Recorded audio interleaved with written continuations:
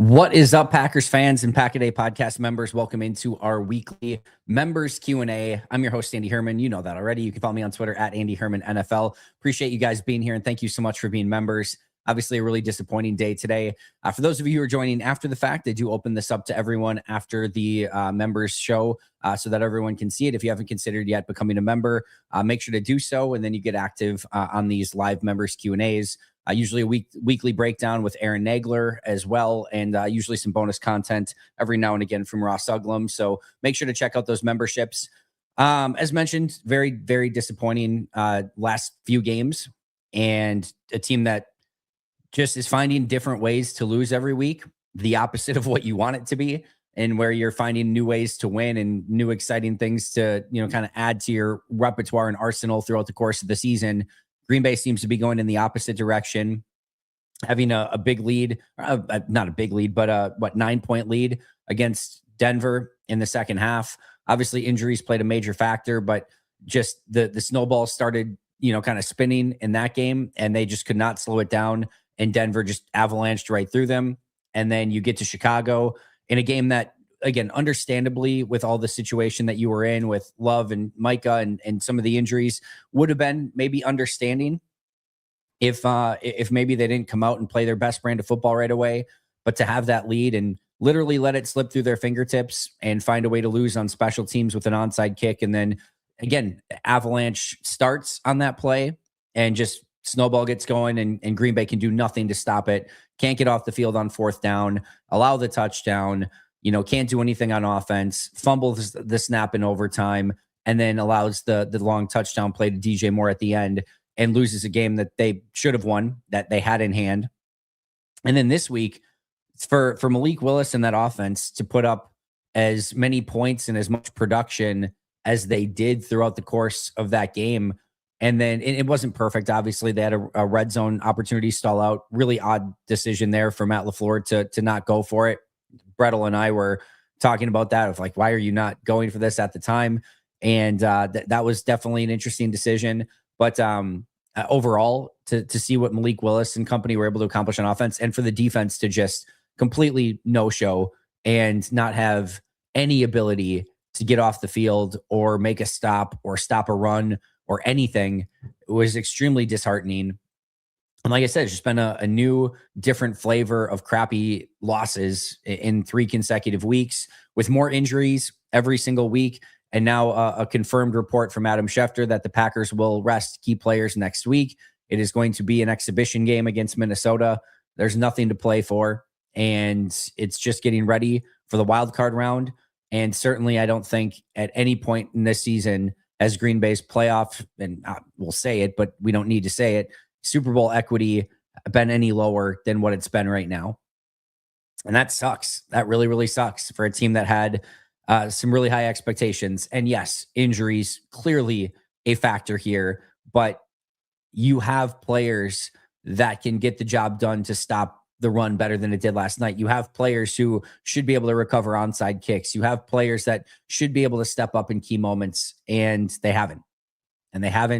And that's why Green Bay is in that situation right now that they're in. And so it's a exhibition week 18. It's all hands on deck for the wild card round and trying to figure out a way to get a win.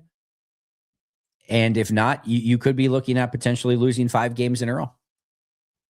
So we'll see how Green Bay does. Again, the Minnesota game, if they win that game, it's not like, oh, things are better now. It doesn't mean anything. If they lose the game, it technically really doesn't mean anything either.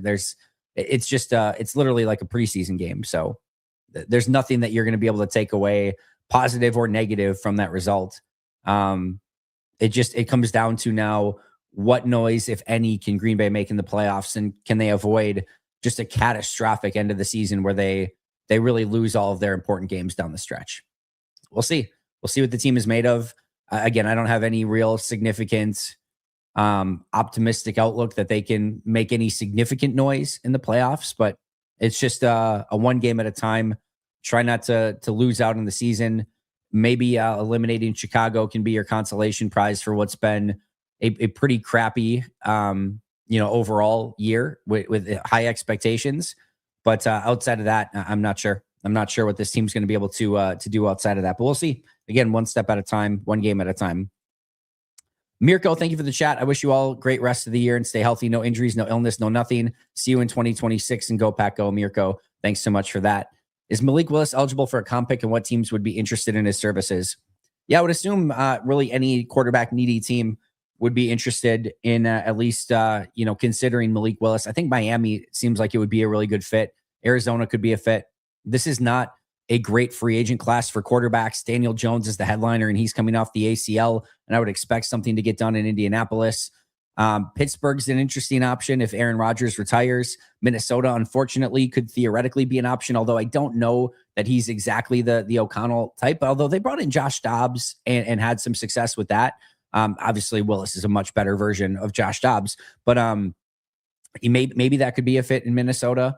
But Miami feels like the one to me where they're probably stuck with Tua, or they're at least going to be stuck with a huge tab for Tua, and having him run that offense and adding another speed element to their offense and having Mike McDaniel there, potentially. We'll see what happens with the Dolphins coaching staff in the offseason. But if McDaniel is there, and that's a system that's very similar, adjacent to what Matt LaFleur does, and I'm sure Mike McDaniel would pick Matt LaFleur's mind in the offseason of like how they made Malik Willis successful. Miami's the team that would seem to make the most sense to me.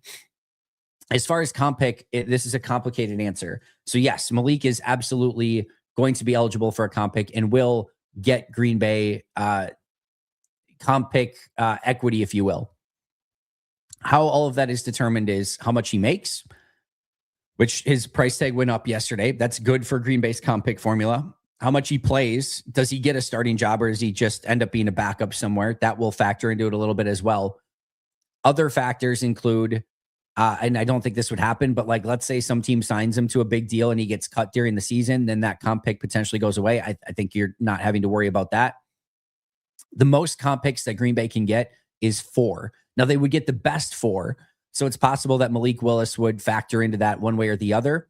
But the most you can get is 4. And they have Rasheed Walker that'll get a comp pick. Again, assuming these players sign elsewhere. Sean Ryan, Romeo Dobbs, Quay Walker, Malik Willis, Kingsley Enagbare. I mean, there's 6 right there at least. And I'd have to go through the entire roster, but there's 6 right there at least that should get you comp picks.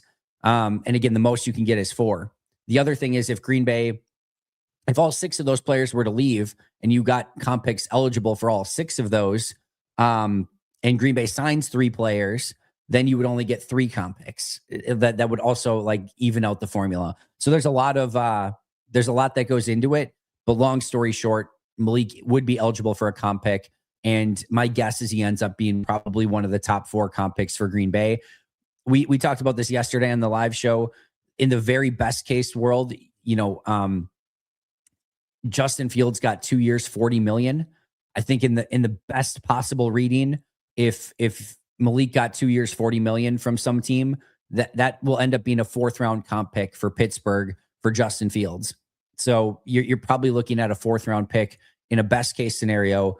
It's either going to be, I would assume, a 4th or a 5th round pick that you would get for him in the comp pick formula. Want to end on a positive. Number 9 is a dude. He's been unbelievable. He's been absolutely unbelievable and really, really good on Goody to get that 1-year extension with him before he absolutely went, I don't want to say nuclear, but as good as could be expected coming off that ACL injury. Most hated Chicagoan, good to see you, my friend. Happy Sunday, Andy. My wife reminded me that I predicted the Packers and Lions, Chiefs, Bengals to miss the playoffs, and the only reason I changed my mind was the Micah trade. I'm 100% out on Matt LaFleur now. Yeah, we're just going to have to completely agree to disagree on that. I don't think that solves the problem. I do think there have been some extenuating circumstances, and I think Matt LaFleur is probably more reason why this team is making the run towards the playoffs than not.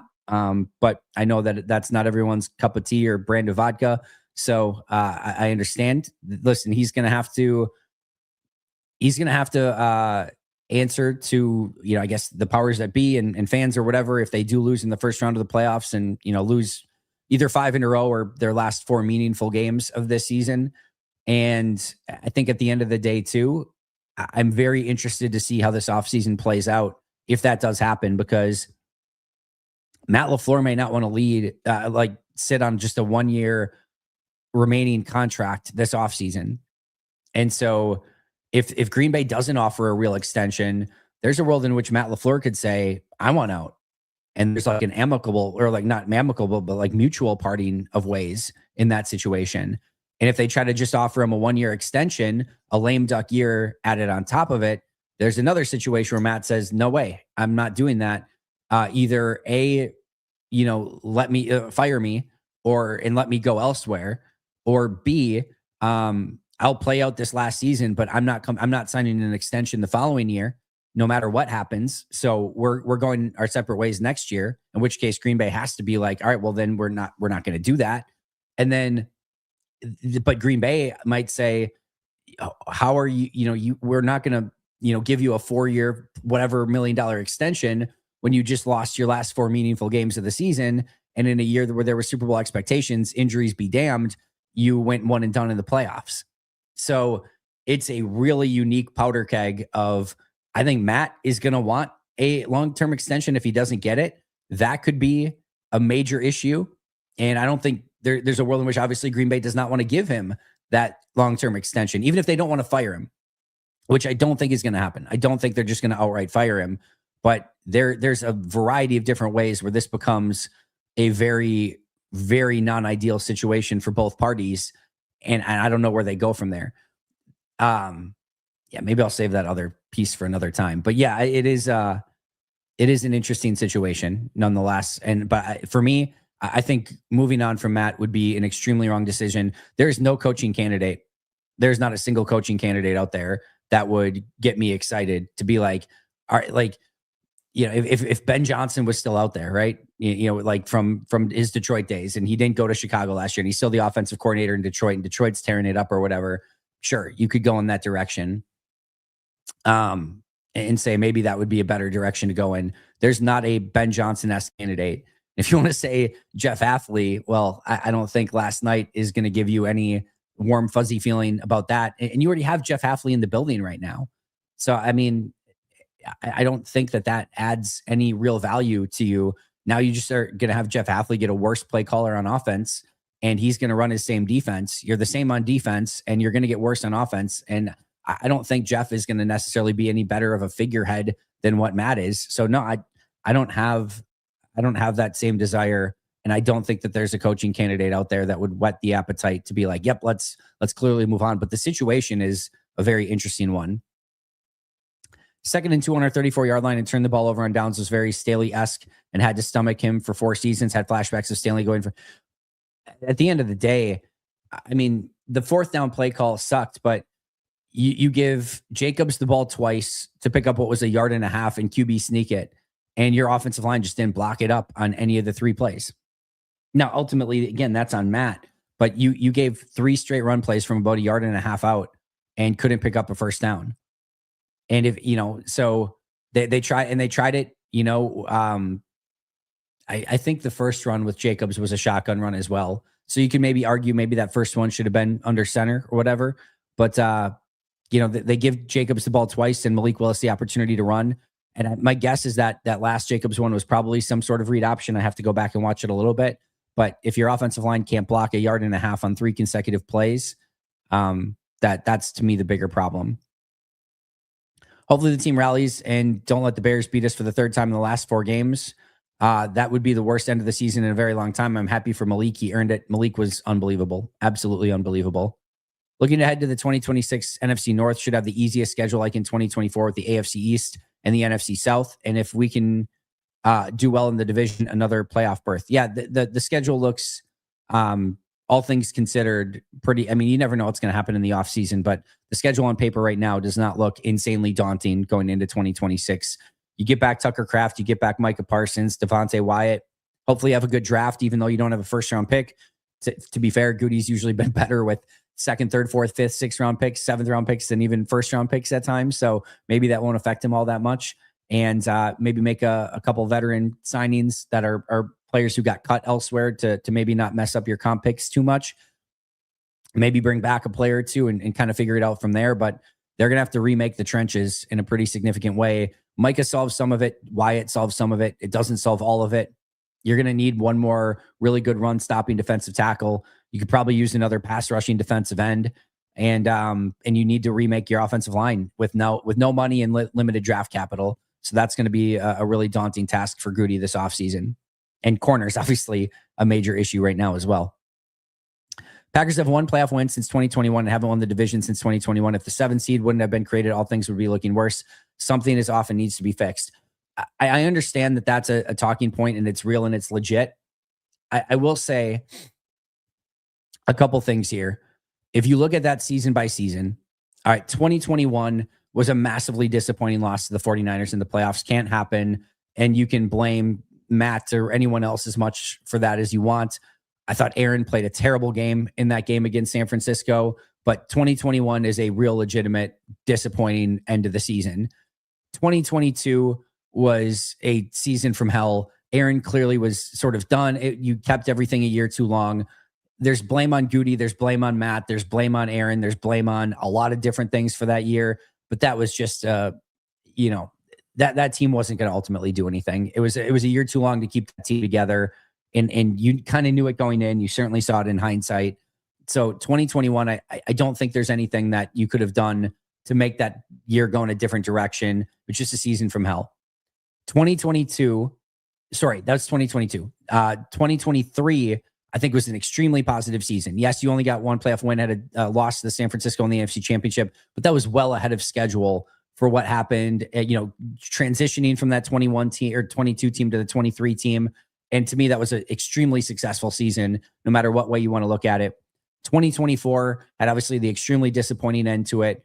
And, every once in a while, unfortunately, you get bounced in the first round of the playoffs or whatever, but definitely some disappointment there. And then 2025 is TBD. If it's a first round exit again, then yes, you have 2 extremely disappointing seasons back to back. I think 2021 and 2024 and the ends to those seasons are the ones you can be critical of. Like I said, I don't think there's anything changing 22 and the nightmare train that season was on.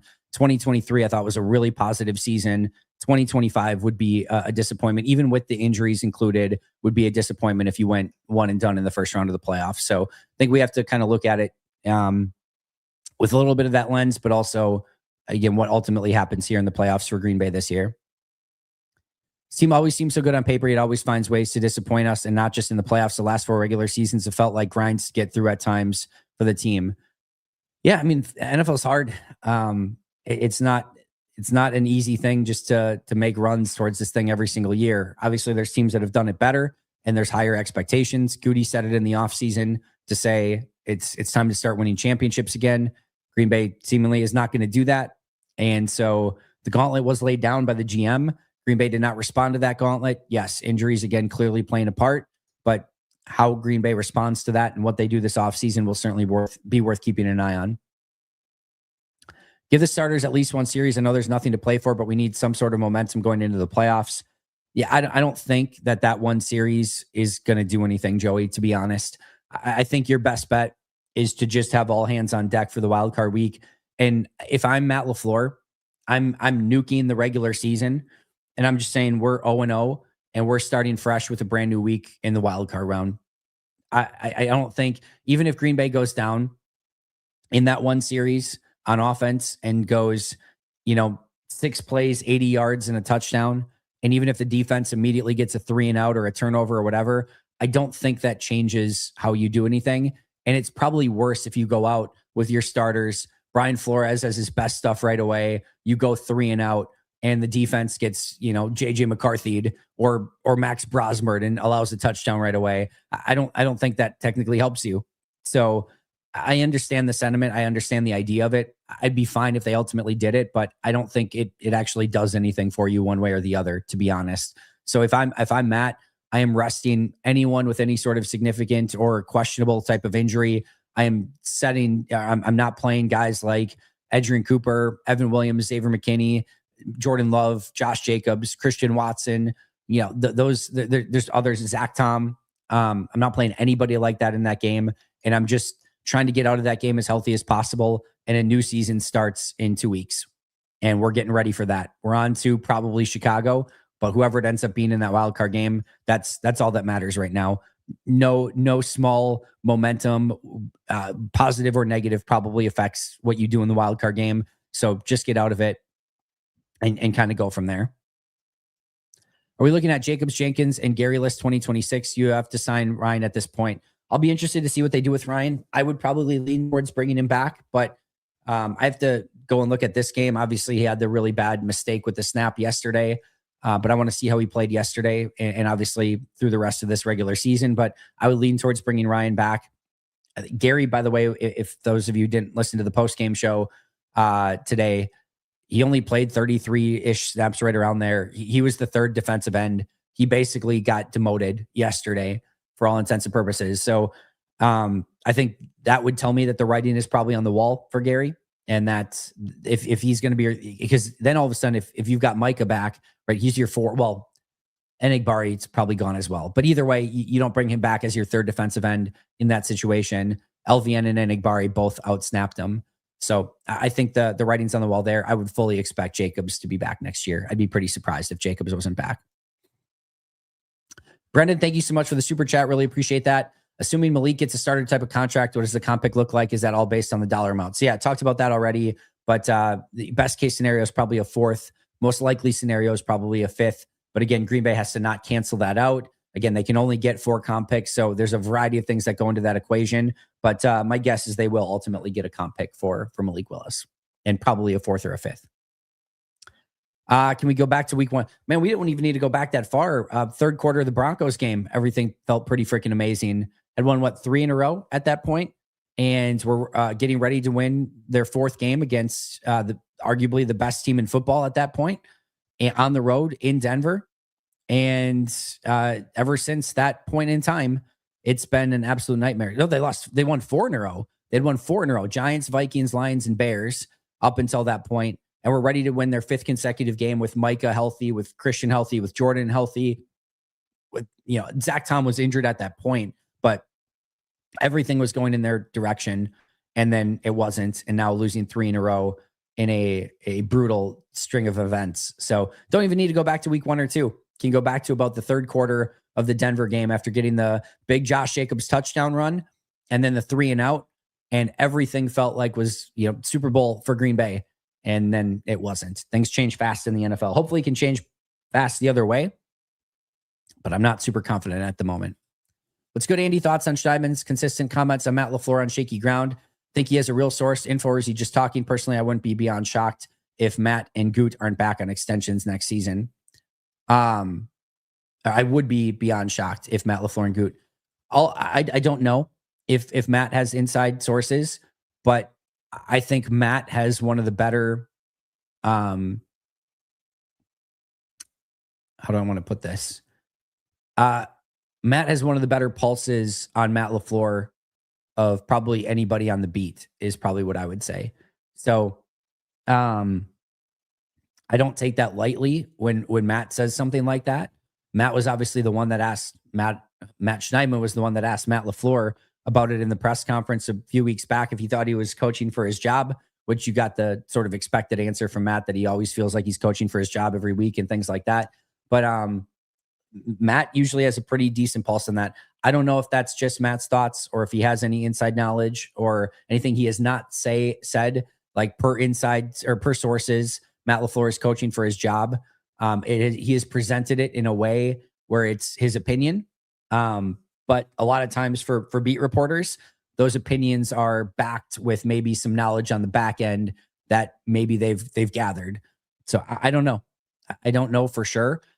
I will say I do know when the Ed Policy situation came out, when he gave that interview, when he took over, and Ed Policy was asked if they're going to extend Goody and LaFleur, and he said, no, we'll look at that next year. We're going to, whatever the exact quote was. I know I took that as that's not surprising to me. They have 2 years left on their deal. I don't know how they do it from a coaching standpoint, but usually with players, when they have 2 years left on their deal, you don't start negotiating at that point, not until you're down to 1 year left on your deal, and then you renegotiate at that point in time. I took nothing from that at all when I initially read it. I know the beat guys did not take that as nothing, and they felt like that was legitimately something. So, and they would have more inside knowledge than I would. I have zero inside knowledge. So, yeah, I don't know. I'm very interested, to say the least, on how this offseason plays out. And there is a connotation difference if they win 2 playoff games or if they go, if they lose 5 games in a row to end this season. There are different dynamics at play there. So I'll be very interested one way or the other. There's also the thought from Rob that he gave on the radio that he thinks that Ed Policy is going to go back to the GM being fully in charge of, he didn't say Russ Ball, but I'm assuming it would be Russ Ball as well, but of the head coach, that the head coach would once again report to Goody. And if that's the case, then it would be Goody's decision, and it would not be, Ed Policy's decision, unless Policy, of course, gets rid of Goody, in which case he would hire a new GM, and then that new GM would have the ability to hire, fire, or bring on a new coach. So I would still be surprised if Matt and Goody are not back next year. But as I mentioned earlier, their contract situations, and Goody and Matt probably saying, no, you need to give me an extension. And Green Bay saying, I'm not firing you, but I'm not giving you an extension. You just lost, in the first playoffs again. That has the ability to be a bit of a powder keg. And I don't know how that resolves itself. It'll be very interesting to watch. Last week, 2014 NFC Championship. This week, 2019 NFC Championship. Wildcard weekend is going to be the 2021 NFC Championship. It's had too much to overcome this year. Yeah, right now, this just reminds me of 2024, just a year ago, where you lost at the end of the year and then we're one and done in Philly. And by the way, it could easily be Philly that they play in round 1, depending on a couple things with Chicago and Philly today, especially. But it could be one and done in Philly again. Could be one and done in Chicago. Could be one and done in LA. There's a variety of different ways that this could go. Hopefully it's not. Hopefully they just win in the wild card round and advance to the divisional round. But we'll have to wait and see. We'll have to see who they play. But right now, this reminds me most of probably just last year, 2024. That's an interesting question, Troy. That's an interesting question. I don't know. I don't often give that answer, almost ever, but I don't know. You're probably right in that. I think you would. There's also like the rule too, right? Okay. Yeah. So apparently coaches can still be traded. I thought they set a rule a while back, but maybe they didn't. But yeah, that's an interesting concept. Can you imagine if Goody reclaimed the right to oversee the head coach, and his way of recouping a first round pick was by trading Matt LaFleur? Oh, that would be really funny. That's a great question. I had not thought of that. I don't know what he would have a job immediately if he wanted it. If Green Bay fired him, he would get a head coaching job right away next year. I would be stunned if maybe Matt would want to take a year off or something. Maybe he wouldn't like the jobs that were out there, but he would have a job immediately if he wanted it. And maybe if you get into that scenario where Green Bay is not firing him, but not willing to give him an extension, and Matt's the one that says, then I want out. And then if there is a team that's like, and I'm trying to think of the right team here, like the Giants, maybe. Giants are an interesting one. You get, you get Jackson Dart, Cam Scadaboo, Malik Neighbors, #1 pick in the draft, Abdul Carter at defensive end. They've got some young pieces there in New York. I don't know how Matt would do in the New York market. That would be maybe interesting. But that would potentially be a landing spot. Yeah, I don't think the Giants are trading the first overall pick for Matt LaFleur. I'll throw that out there right now. But it would be interesting to see if there was a market value for that. It's an interesting concept. That is a potential amicable gateway to not wanting to fire Matt, but Matt saying, you need to give me an extension. Green Bay saying no, and he says, I want out. So they shop him around the league to coach needy teams. I don't know. That's an interesting concept, Troy. Hadn't thought of that one. Justice said JJ and LVN out snapping 52 should tell us. I would think so as well, RJ. You never know with Green Bay. You just never know. They are loyal to a fault at times. So you just never know. But it should tell you all you need to know. If the Packers don't see that, And I think as Ken Ingalls tweeted out last night, something like, this is an unserious team if you bring Rashawn Gary back at that contract. And I can't imagine Rashawn's willing to take a pay cut. I don't see that in the cards. He probably should, but I don't see that happening. So this is a situation where if you bring Rashawn back on that contract, you are doing yourself a major disservice as a team. And that will be a huge red flag on Goody, in my opinion, if that ends up happening. Numb is maybe a right word for today. I feel that, Master Bojangles. Personnel department not good enough. Missed on the first round draft picks.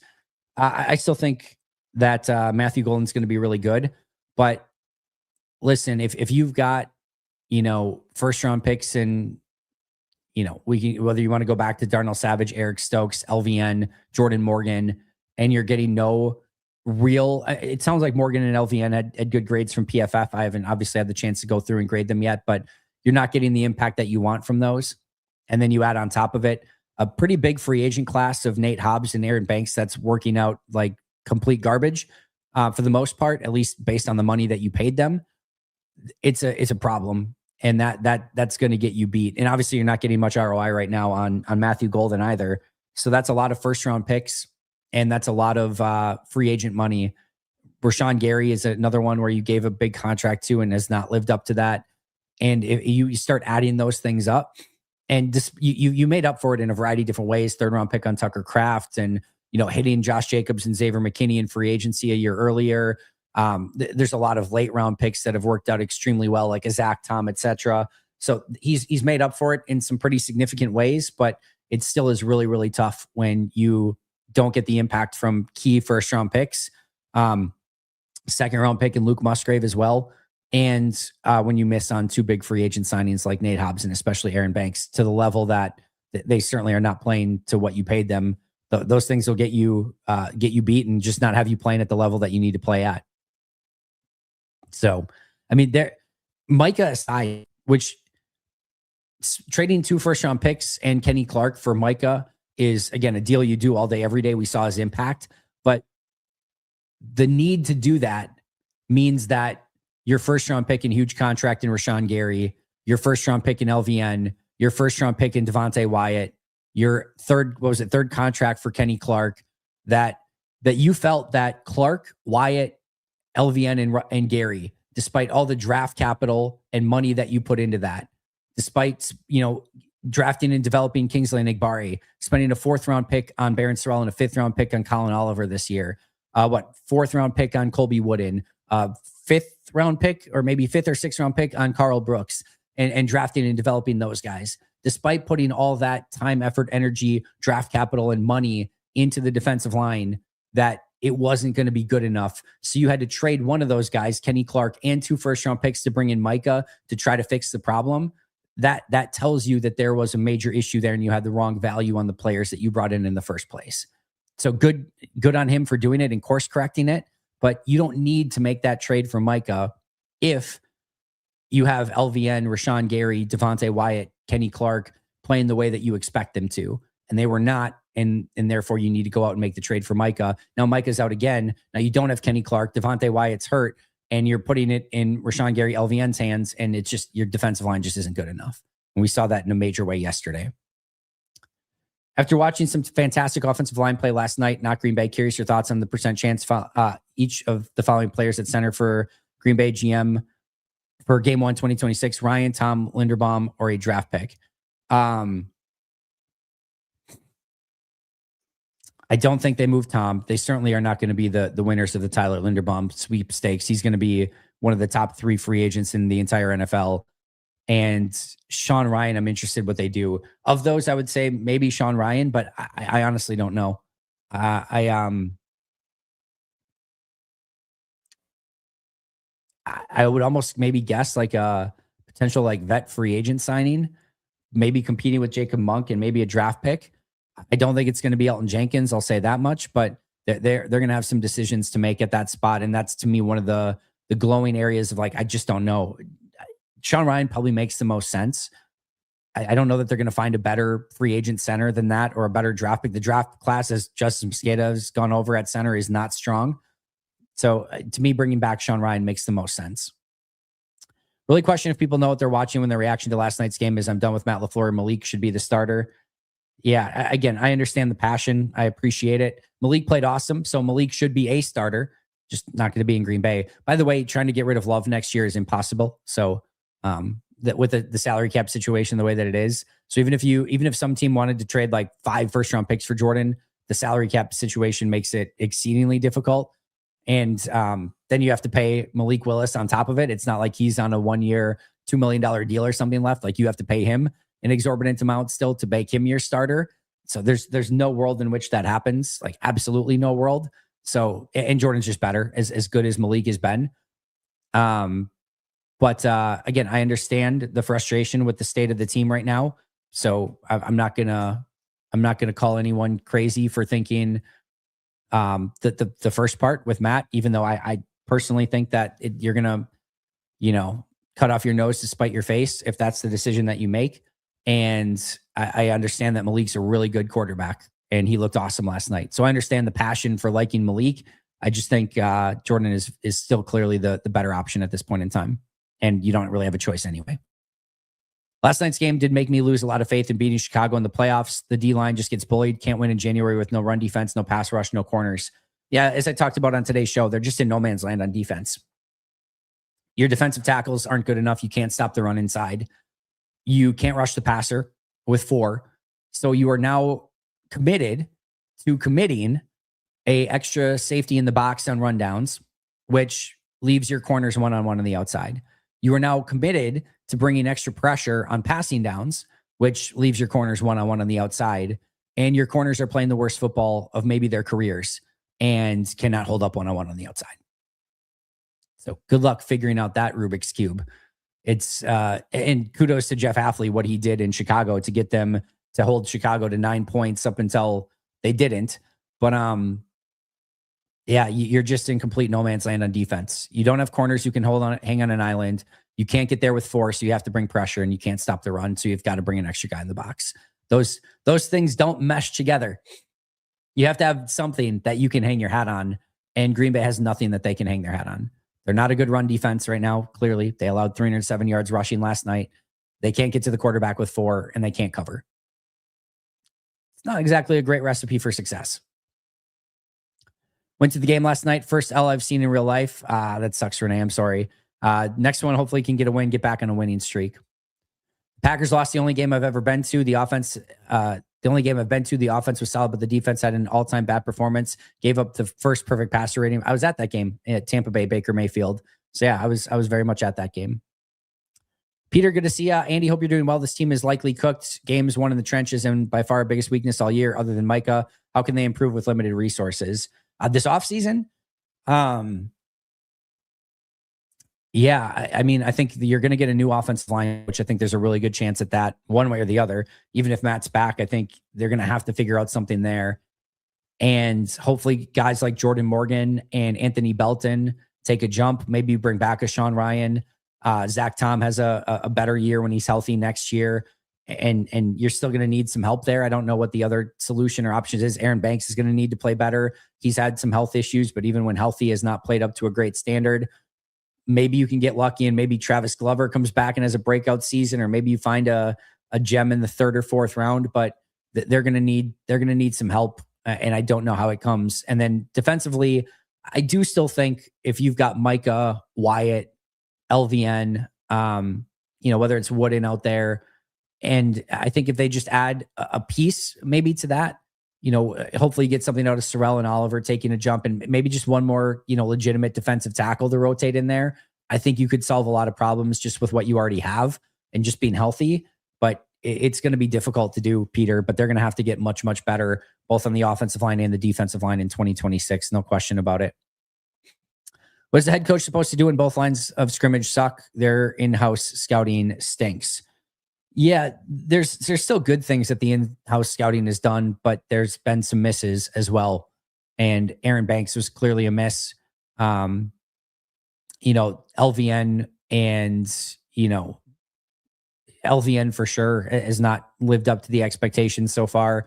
There've been some key misses there, but yeah, I mean, you're just screwed as a play caller when your guys can't get off of blocks on defense and you can't stop the run and you can't get to the quarterback. And there's nothing on that play sheet that looks good in that scenario. And as far as offensively, I think Matt's done a really good job navigating some of the issues on the offensive line. But when you can't put a yard on 3 consecutive plays with Jacobs and Willis, again, you're just not having the line that you need to go out and win meaningful games. So yeah, there's an issue there, but at the end of the day, it's on Matt. And again, there's a difference between saying Matt should be back and saying there's no blame on Matt. There's plenty of blame on Matt for some of the stuff that's going on. And I think one of the things that you have to really look at is this is a team that has focused on the health of its players and has, cut practices short or done walkthroughs instead of practices. There's a lot of time in the Matt LaFleur era where practice time has not been utilized, maybe rightfully so, to try to get players healthy. And they've obviously had a ton of injuries, but when you haven't seen the development from players in the Matt LaFleur era. And I know part of that is the new CBA and the draft and develop is a lot harder. And we certainly have seen development with guys like Jordan Love and Malik Willis, amongst others. But I also think that, this offensive line has taken a major step backwards. I think the defensive line and guys like Rashawn Gary and LVN are not playing to their potential. And I do think that some of that falls on Matt as well. So yeah, it sucks when you're a coach and you can't get guys on offense and defense to get off the off the ball and play winning football.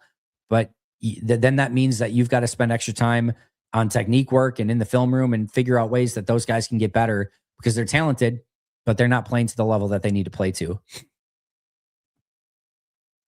Going forward, are the Packers hesitant to move away from 52 since we're not sure when Micah would be back? I hope not. Those two things should not play a part in each other. Don't make a bad decision because a player is injured. Micah should be back early next year. You have to make the Rashawn Gary decision on its own. And if they just say, hey, we're going to bring Rashawn back, I think that would be a pretty significant mistake. Don't the Packers rebounding without rest and getting healthy. Yeah, they're going to rest next week. Hopefully they can get healthy, but there's only a level to how healthy they can get. Obviously, Micah, Wyatt, Tucker Kraft, amongst others, are going to be out, and that just probably kills a lot of your chances. It's brutal going into the playoffs every year with the proverbial balloon deflated.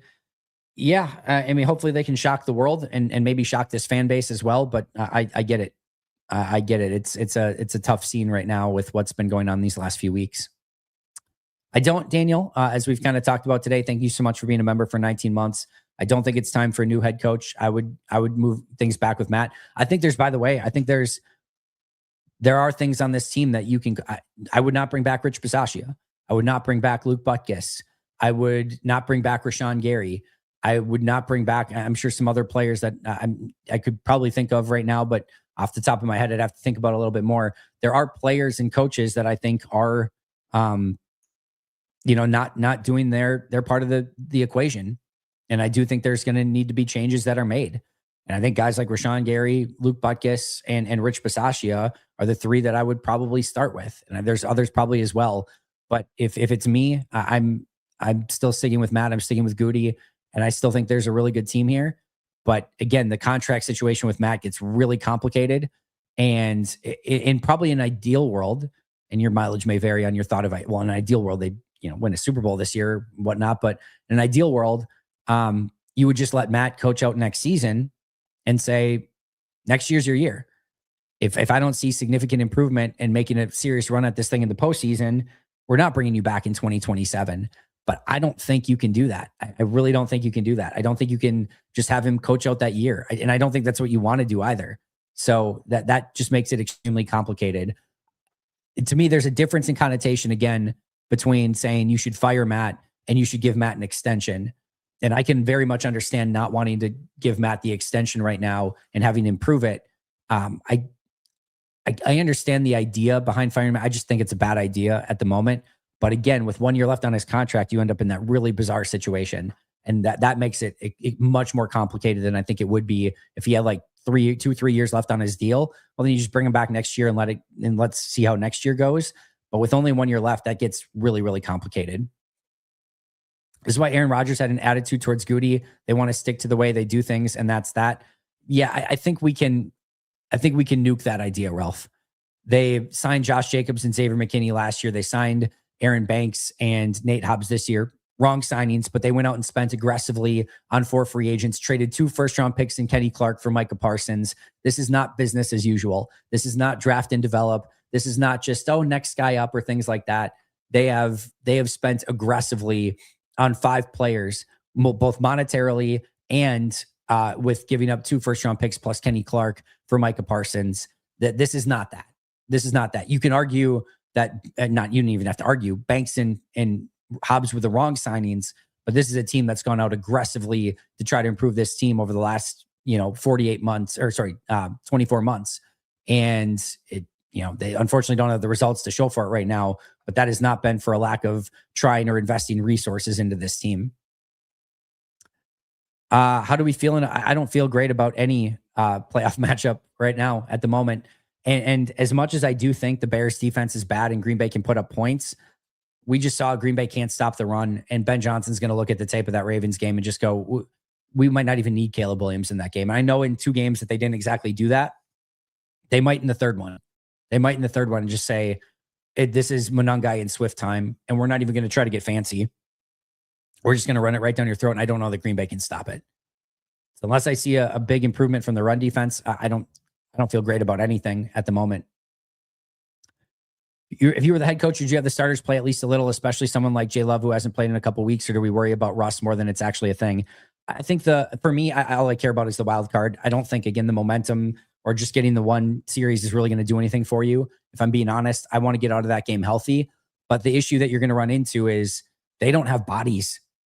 Like at corner, you're down to Nixon, Valentine, and Melton. And I know they're going to have to, call up some guys or add some players or whatever, but you can't rest Nixon and Valentine when your only other corner is Bo Melton or Bartholomew on the practice squad. You're going to have some of those guys active. You only have 4 linebackers on the roster. You can't go into the game with just Tyron Hopper and Isaiah McDuffie and Jamin Johnson. If you call him, you only get 2 practice squad call-ups. You're not going to cut a bunch of players so that you can bench players in this game or rest players in this game. So even if they want, and I think they will go in that direction, there's going to have to be a limit to how much that they can actually deactivate guys. And because you run into an issue too of like, is Bo Melton going to just play a bunch of snaps on special teams, wide receiver and corner? You can get by it in some positions. They're deep at defensive tackle. Well, they were until the Riley injury, but you can get Barron Sorrell and Colin Oliver and Brenton Cox a bunch of playing time at defensive end. Bo Melton can get some significant time at corner. You can play Kitano Ladapo sometime at safety, but now Zane Anderson is hurt, which means you again only have so many safeties on the team. You're going to probably have to play either Bullard, Williams, or McKinney at that other safety spot. I'm sure you'd probably love to rest. Well, you're going to want to rest McKinney and Williams, so Bullard's probably going to have to play that safety spot next to Kitano Ladapo. Again, you can only call up so many players, so they're going to run into some really interesting scenarios in which, they would love to rest some guys, and they might just not be able to because they don't have enough healthy bodies. This is not a 90-man preseason roster to play a preseason game. It's going to be probably pretty limited. I would assume Josh Jacobs, Jordan Love, Evan Williams, Zach Tom, Christian Watson. I would assume some guys like that don't go in this game. But outside of that, there's going to have to be a bunch of starters that either play or at least active and able to play if need be going into this game, because you can't go with like a 30-man roster into this game. I'm sure Green Bay would like to probably just forfeit the thing if they were being transparent about it and just say, screw it. We don't have the players to play. We don't want to play our main players. Give Minnesota the win. We're ahead to Chicago, but you can't do that. But no, I don't care about it. I'm getting ready for the wild card game, and I don't think there's anything that they can do. And you end up like in that no man's land situation where all of a sudden you play your starters and then you don't get a touchdown on your first drive. So you put them out there a second drive, then you only get a field goal. Do you feel good about that? You played your starters 2 drives and got 3 points. There's more bad that can come out of it than good. So I wouldn't do it. Team seems lost after the Denver loss and injuries. You're not wrong, Daniel. Thank you for the super chat. Fortunately, this isn't the year to have less draft picks than usual. Yeah. You still take Micah Parsons. I still do that deal 1,000,000 times out of 1,000,000, but it sucks not to have that first round pick. That's for sure. Standing tall on Packers to the Super Bowl. Expect that signature for the custom jersey when we do. Gonna need my first Luigi's Pizza too. We're all in, King. If that happens, I will absolutely take care of you, my friend. Willis, Arizona could be a very good fit. Yeah, absolutely. Yeah, absolutely. Still do the trade. First time I ever turned the game off early. I don't think I've ever seen a team consistently go down with injury after injury. Is there a reason behind that, or I think it's just bad luck? But I don't know. Somebody smarter than me from strength. I don't think it's even a strength and conditioning thing. I think it's bad luck, but I couldn't say for sure. Second round pick will be slightly better. Yay. Love that you're looking on the positive, Steve. Are we allergic to good defense and special teams? Right now it feels that way. Special teams, yes. I think defense, they've had some signs earlier in the year, but yeah, it just hasn't been that way in Green Bay for a hot second. And thank you again, Gatshit, for the super chat. Jujub2534 or Jujub, thank you for the super chat as well. Going forward, are the Packers hesitant to move away from 52? Yeah, we talked about that. They shouldn't be. Packers fans can be so insufferable no matter what happens. Apparently, it's due to Matt LaFleur's play calling. I would actually be willing to bet you, Drew, that for the most part, people are probably okay. Even the LaFleur haters, I can't speak for that, but I bet most of them are okay with the play calling. I think they're more upset with the overall head coaching. I've seen a lot of people say for a while that Matt LaFleur is a great offensive coordinator, but a bad head coach. I disagree with that, but I think more people, and again, some people are certainly calling to the fourth down, run play, or maybe some of the red zone play calling yesterday on that first red zone opportunity. But I think there's a lot of people, even in the Fire Matt group, that are more upset with the head coaching than the play calling part of it. But there is some of what you're saying as well. Find it hard to call for Matt LaFleur's job after the season just based on the injury luck this year. Yes, he could have done better, but I'd like to see what he does with this roster fully healthy. It's a fair assessment, but this is a results-based oriented league, as Matt and everyone would tell you. And that's why this question is being brought up. And it'll be interesting to see what Green Bay actually does in the offseason. Hate to say it, but being able to run the football, you bring in Banks and Jacobs and cannot stop the run, will not be successful. No, for sure. If that you can't win in the NFL with that formula, where you can't run the ball and the other team runs for 300 yards.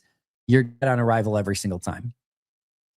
They absolutely overpaid Aaron Banks and Nate Hobbs. You gave Jair and Rashawn Gary second contracts. You passed on Cooper for Morgan. There's so much more to him than finding a few gems. I can go on all day. There's positives, there's negatives, there's a little bit of everything. But yeah, there's some good and bad for sure. That's with every GM, by the way. There's positives and negatives, but there have been some big misses for Goody for sure.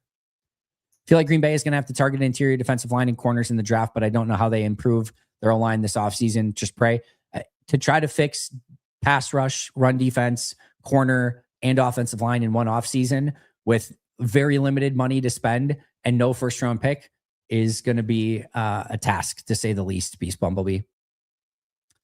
And the change at center completely blew up in their faces. I feel like Myers, Jenkins, and now Ryan, they're unable to run the football. I do think Ryan's been better.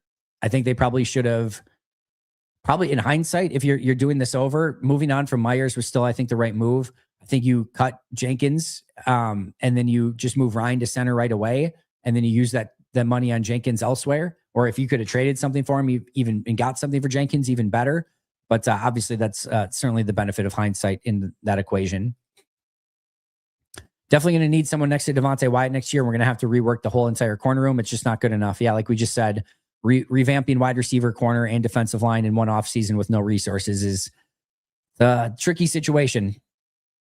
The only thing good that would come out of firing Matt would be that Andy would get to tell a lot of people, "I told you so," when Matt LaFleur is tearing it up with another team and the Packers are worse. Yeah, I don't wish any of that, period. I hope listen, if the Packers fire Matt, I hope like hell I'm wrong. I hope like hell they hire a new head coach and they come in and set a new standard and they take this team to the Super Bowl. I'll be all in on the new coach if that's what they ultimately do. And I, like I said, I hope I'm wrong. I think again, you'd be, I think it's the wrong direction to go in at this point in time. And as I've said, there will be a time, I promise you, if they keep Matt long enough, that I will say, yep, it's time, move on from Matt. It will happen at some point in time. Every coach gets to that point, and there will be a point with Matt. I'm just, for me personally, not there yet. The injury thing is insane. It sucks. Probably not, but I'd have to dig into that a little bit further, Frosty, as to whether or not they're the most injured roster in the NFL. Could be wrong, but the offense could give us a puncher's chance in the playoffs. I'm super confident they can move the ball. Now, the problem is that we can't count on the defense to get stops. The formula is going to be lots of points and being super aggressive on defense to generate 1 or 2 turnovers. That's it. And it's really, really tough to do that if you can't stop the run, by the way. Really, really difficult. You're not getting in those 3rd and long situations where maybe you can bring pressure and try to generate turnovers. But lots of points on offense, get 1 to 2 turnovers, don't turn over the ball yourself. And that's your puncher's chance in any playoff game. Don't know if we have the most injuries or not, but feels like we have had the most injuries to critical players. That's probably also not true, but Kraft, Wyatt, and Micah are just beyond brutal. And then losing guys for like Zach Tom for games, Jordan Love for games, Christian Watson for games, etc. It makes it really difficult for sure. Jaden Reed for a huge chunk of the season. Not once I've ever wished for football to be over for the year, but I am getting there. Don't wish football to be over. Listen, even if Green Bay was out now, the rest of the season from an NFL standpoint in the playoffs, I think is going to be really, really fun to watch. But this Packers season's been a hard one to stomach at times, no question. Going to the playoffs with no momentum, I've said it today, and I said it on the post-game show yesterday that aired today. This feels like 2024 again. You have to lose one, Matt LaFleur or Goody. I'm taking a chance on replacing Goody. If I had to, that's an interesting question.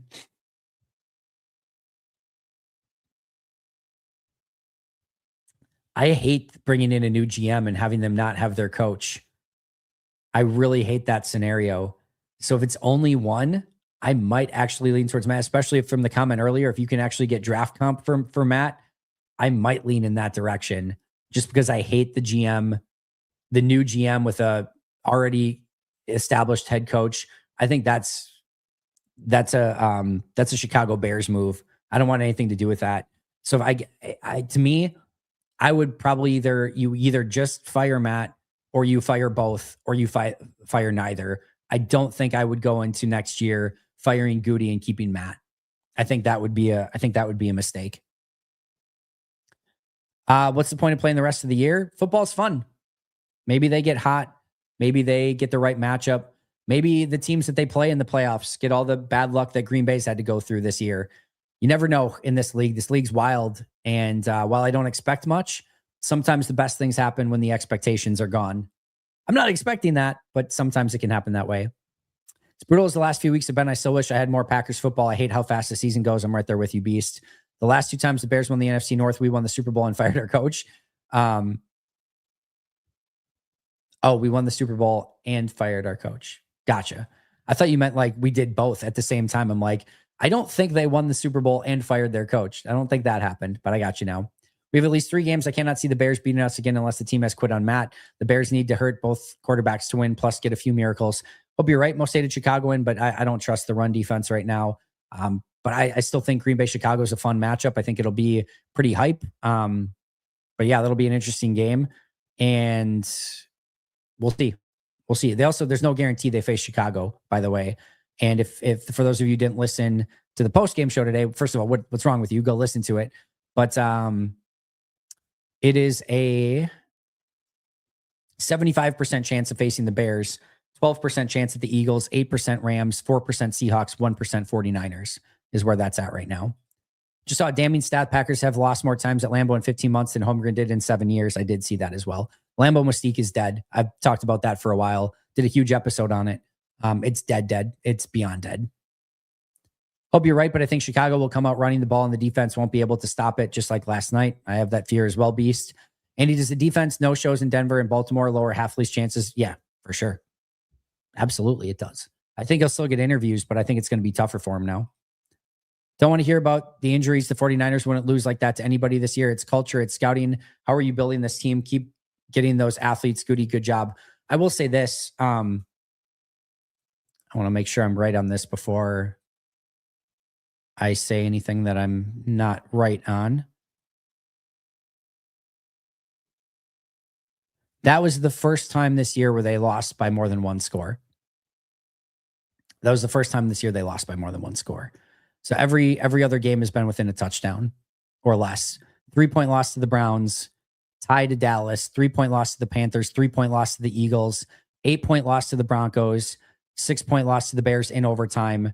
That was their first one that they actually got their asses kicked. And that's probably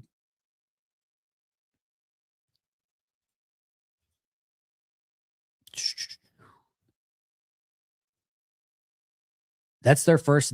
And last year they only had one double-digit loss, and that was a 10-point loss to Detroit in week 9, 5-point loss to Philly, 2-point loss to Minnesota, 3-point loss to Detroit, 2-point loss to Minnesota, 2-point loss to Chicago. I guess 12-point loss in the playoffs. So they've only had 3 losses by more than a touchdown in the last 2 years. 1 to Detroit, 1 to Philly, and now 1 last night to Baltimore. Andy Story, not a question, but said last week that I had an interview with the Packers head of facilities and you gave some great advice and the interview went really well. Wanted to say thanks. That's awesome, Tegan. Congratulations. Hopefully you get the job. I'll wrap that up. And yeah, it's really cool. I'm glad I could help in any way, shape, or form. It's one of the worst seasons for injuries that I can remember. Just terrible luck. The roulette wheel of death has not been kind to Green Bay, that's for sure. My Chargers have the worst offensive line in history and put up a much better fight yesterday. 49ers going for the 1 seed with injuries and AWOL Ayuk making $28 million. Yeah, Green Bay needs to do a better job of navigating that stuff for sure. If you really want Matt gone, then you at least have to get a first-round pick out of it. Yeah, that would be at least some consolation prize there. Spoon said Goody failed the corner room and the defensive tackle room. He said you don't just wait till you need something to the last minute. Yeah, he's probably not wrong in either of those assessments. I will say one of the things that you do need to be cognizant of is nobody has a perfect roster where everything is good. You are going to have to survive certain pieces of your team that don't have the talent that you need.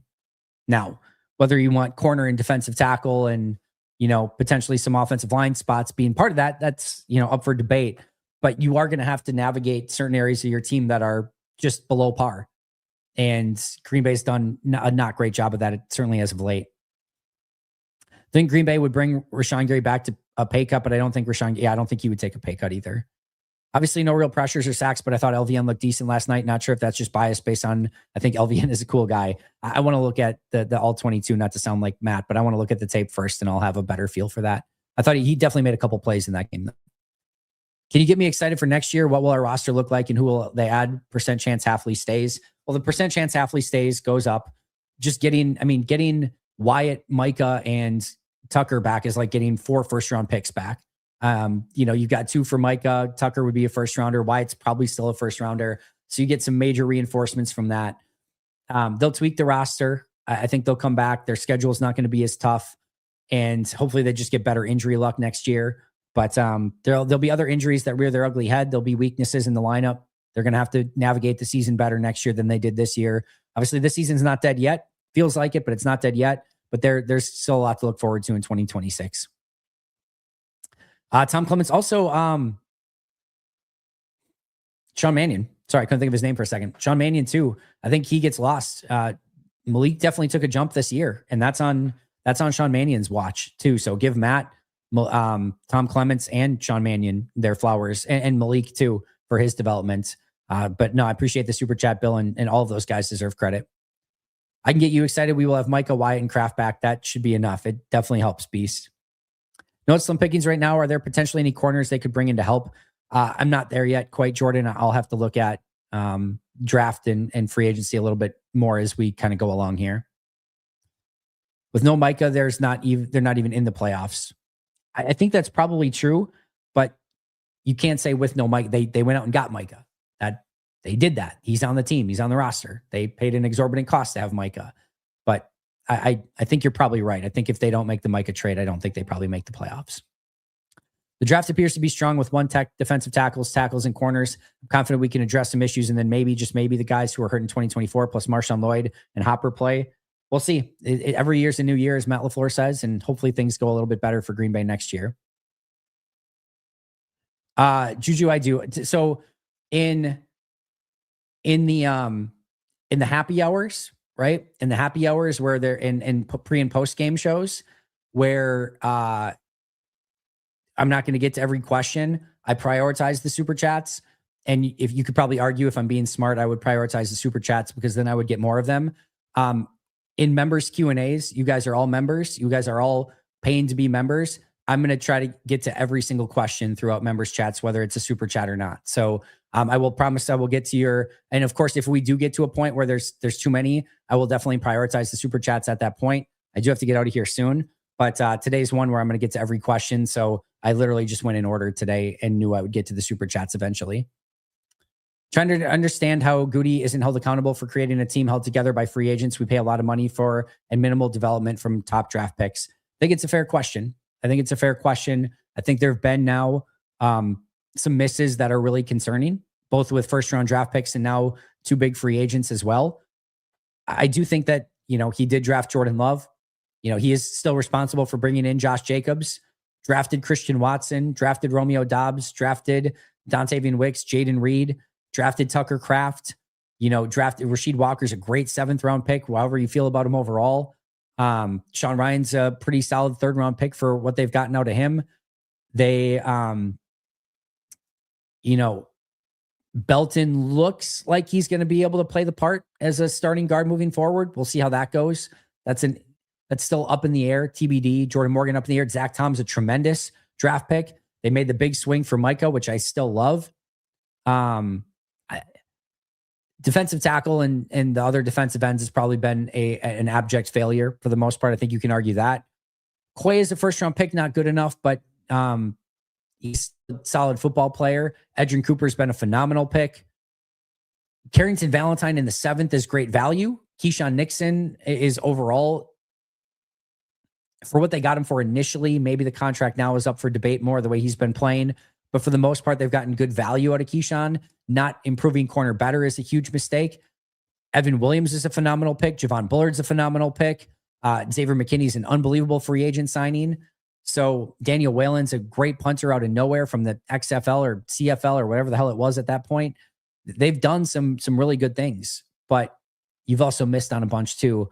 That's life as an NFL general manager, but you have to swing with a little bit better batting percentage, especially on 1st round picks and on free agents like Hobbs and Banks if you want to make a serious run towards the Super Bowl. With one off season, the Bears assembled a better O-line than ours. It's a fair assessment. It's a fair critique. Build a team that plays in Green Bay, not Florida. Yeah, listen, there's been no game in Green Bay that they've struggled to throw the football this year. So they can build an offense that still is based on throwing the football. But yeah, they just aren't playing a good brand of football right now. That to me is my bigger concern, not for playing in the cold. You think the defense showed fight last night? We're just overmatched, or did they show up flat, lacking energy? I don't think I'm going to give a pass for anything when you allow 307 yards rushing. I don't care what the result was. I think it was all of the above. They didn't come in with enough effort. They didn't come in with enough energy and intensity, and they just got overmatched. It's all of the above. All of the above. Sorry, Spree. Definitely always check the chats, and then I did tweet it out as well. But definitely go back and listen if you missed any of it. Cold weather players, sure, maybe they can. There's something to that. I'm not concerned about that. To me, I think that there's just bigger weaknesses on this team to talk about than that specifically. Big if here. So if Matt LaFleur isn't retained, would the Packers' job be the top opening? For sure. I don't think there's any question about that. Do the Packers need to go back to drafting smaller offensive linemen? Seems like the Packers have gotten worse developing talent with the move to bigger offensive linemen. There's no perfect answer. Size is not the answer. You can't just say I want big offensive linemen because sometimes they're not great pass protectors. You can't just say I want small offensive linemen because you sometimes can't move players. You just need good offensive linemen. And there's only so many in the league. So you have to piece that together and develop it as best as you possibly can. But there's no perfect answer there. Where's our kick and punt return game? Been missing for years now. Yeah, they just don't care about it is the answer there. If Matt LaFleur fired you to have a job the next day, it's insane. He very much would. Don't we save a lot of money if we cut 52 and 74 in the offseason? They would save a bunch of money by doing that. But 74 is kind of already expected, but 52 would gain them some money as well. Wonder how much of an effect the illness had on the run defense and snap counts. I was going to ask it. It would have felt like I think a cop-out answer, and I'm sure Matt wouldn't have given any credence to it anyway, but it could have played a factor. I still don't think it's enough to allow 307 yards rushing. Goody gets a pass from me because of the micro trade, which is generational. Still can't believe it. Fair. I understand that. That's a big move, but there's a lot of expectations that come along with that. Do you agree that we should let Rasheed Walker and Romeo walk? Do you trust Morgan enough at left tackle? I do believe that they should let Walker and Romeo walk. I do not trust Morgan yet enough at left tackle, but he's been better at tackle for sure. Sounds like he graded out well per PFF yesterday, but again, want to go back and watch the tape. Thought he looked promising in that start a week ago at right tackle. Just looks far more natural at tackle. Is there any way we flip our corner room in one offseason like we did with our safety room? They're going to have to try. They're going to have to try, JM. Now, hindsight is 2020, but looking back at it, do you think we should have drafted more defensive tackles and corners rather than draft first-round wide receiver? And you don't have and a third-round receiver who you don't use. Yeah, I think there's probably some argument to be made there. Whether or not, I think Matthew Golden was the best player on the board, and I'm pretty, at the time, we can look hindsight or whatever, but I'm pretty pro taking best player available. The Savion Williams one, you can maybe be more critical of. I'd have to go back and see who was available at the time and things like that. But you can argue one way or the other that they didn't do enough. And I think they were expecting to have Kenny Clark. It's just a last minute move that, gets the Micah that kind of really hurts your defensive tackle room. But if that's the case, you have to be willing to trade away Kenny, but then go and trade a third or fourth round pick if need be to go and get a defensive tackle if you feel it's a weakness. And Goody probably didn't do a good enough job following up on that. Had enough stress, kind of looking forward to the offseason, as crazy as it sounds. I get it, Ralph. Offseason sometimes is more fun and less painful than the regular season. Hope springs eternal. You add some new pieces. You start feeling like you've got confidence again and things are going well, and you reshape the team and start feeling better. Season tends to bring you down with some of the things that happen, and certainly that's where we're at right now. All right, friends, appreciate all the questions. Really, really do. We'll get to JM's here. I still don't understand the Savion pick. Would rather have gotten a corner instead. Yeah, have to look who was available at the time. Hopefully Savion can still have a really good career in Green Bay, but they clearly felt he was best player available. He's really talented, but he's going to have to improve as a pure wide receiver, route runner, if they want to get that ROI out of that third round pick. Appreciate you guys. I'll be back tomorrow with a podcast for you. Mike Wall and I will be doing Pack-A-Day Live. 1 p.m. Central Time start for Pack-A-Day Live tomorrow. So just note that it's going to be an hour later than usual. Looking forward to it. Try to enjoy the slate of football games today. Obviously, we got some red zone action going on now. I'll see you guys all very, very soon. Have a safe and happy Sunday. Until next time, and as always, go Pack Go.